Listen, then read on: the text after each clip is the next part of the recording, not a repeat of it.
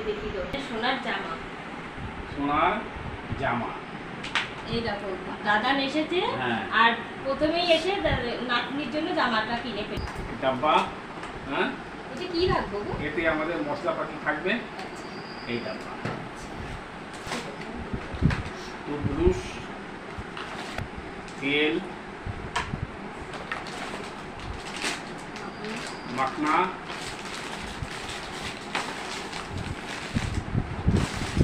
Biscuit, biscuit,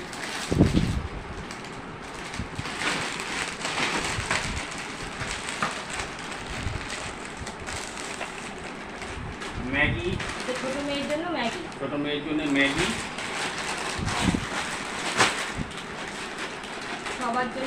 সবার জন্য pasta, এই যে সস, এই টমেটো সস, টাংলি, চিরুনি, Sensodyne toothpaste, Lizol, Harpic, pasta pizza sauce, soya sauce, chilli sauce,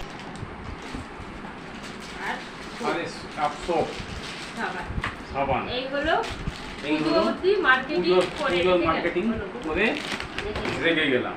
আচ্ছা, এবারে এটা ঢাকা এই এই ডাব্বা ময়দা আটা রাখার জন্য এই ডাব্বা।